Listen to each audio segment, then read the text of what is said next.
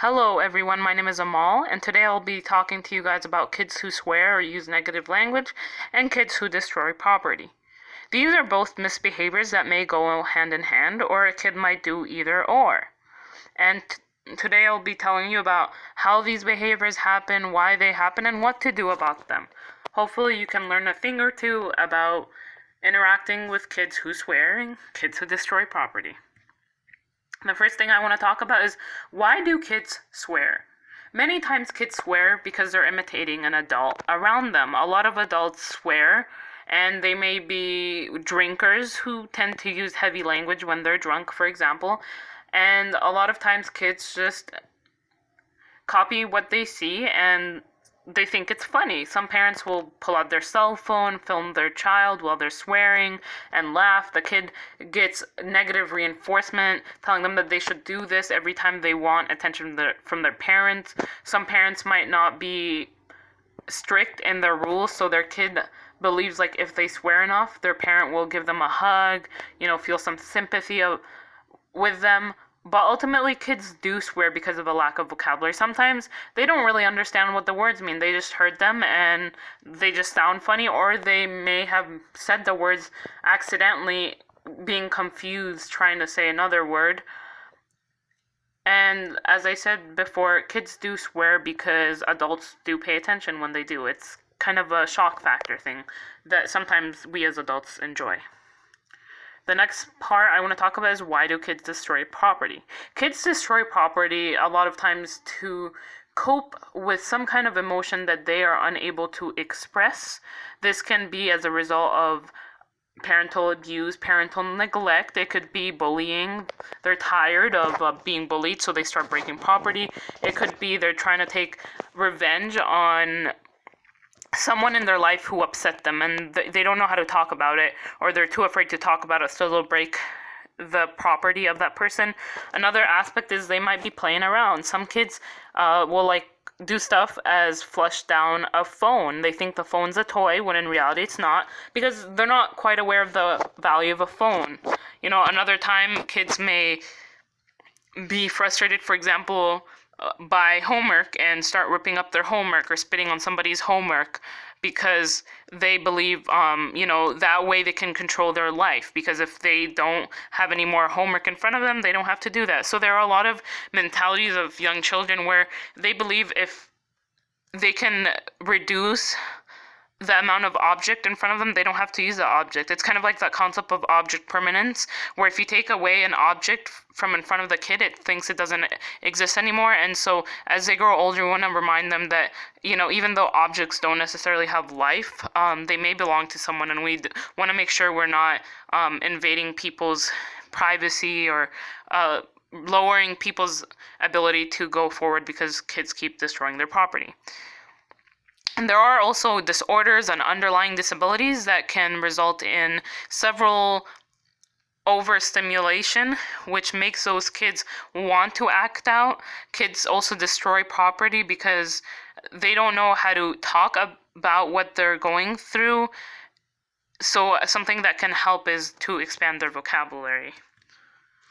What to do about swearing? Swearing is something that a lot of kids do if their parents don't watch their language.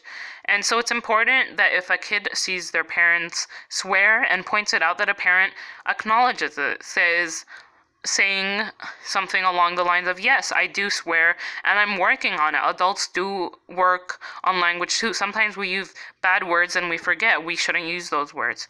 So for swearing, what can help with children is explaining what those swear words mean if they're over 4 years old. But if they're under 4 years old, tell them it's not a nice word. You can teach them other words. I'm sure you've heard fudge instead of fuck and shiitake mushrooms instead of shit. That can be something that can help them in the meantime, as well as using a distraction. If they don't quit swearing, sometimes, as I said, they do it for attention, and so it's like if you keep giving them attention, even if it's a punishment, they might still like the fact that the parents are getting angry over it. So you want to make sure that you're having the child focus on something else, perhaps start a new hobby or sport that can help that can help distract their mind if they're constantly having intrusive thoughts where they feel like they have to swear to let them out. You want to also make sure that the media they use is censored. So, for example, you wouldn't want to take a young child to see a R-rated movie. It's just not appropriate for them. Similarly, there are a lot of media out there that do have the offensive language, and you don't want children catching on to that. And there are ways to use parental controls in media. There's YouTube Kids, for example, that is just YouTube for kids, and you can upload a video, but if you put it under YouTube Kids, or they have specific privacy things where it's like you can't comment, and they'll pull it down if they don't think it's appropriate. So it's definitely important to surround kids around an atmosphere where swearing isn't encouraged and it's not common. We want to use nice language. What to do about destroying property? So this can be shocking. It can be a rage problem. It can be a depression problem. It could be a problem of the child just doesn't understand the value of the property. They take it for granted that the parent replaces a property. Sometimes parents say, oh man, I wish my child can can pay for the phone that they broke. And the reality is they can't. If they're young, they can't. You can't force children to work. That's exploitation, right? So what we can do instead is, if that's repeated, or if they don't understand the values, have them do chores or have them help around the house until they understand, okay, well, if I want to watch more TV, I shouldn't break things, because if I break things, I'm going to have to spend more time helping my mom in the kitchen, for example. So you want to cut their privileges and put them in timeout as possible. This is a last resort. This is if it's repeated. But the initial part would be to definitely have them go through emotional regulation lessons, such as meditation, how to release their anger in a healthy manner using stress balls. You can also use behavioral therapy, counseling. There's this rage control game used in Boston Children's Hospital, which helps with behavioral therapy, cognitive behavioral therapy. So it works both on the mind and behavior. You want to make sure that you're telling them that it's okay to feel some sort of way, but it's not okay to act upon it in a negative manner. Again, it's all about trying to teach them a way to positively cope with what they're dealing with, such as, counting to 10, or doing bubble breath. That's something else I read. So I'm sure you've heard it, and you've heard it in like yoga, inhale and exhale, taking quite some time. So it creates, that bubble breath idea.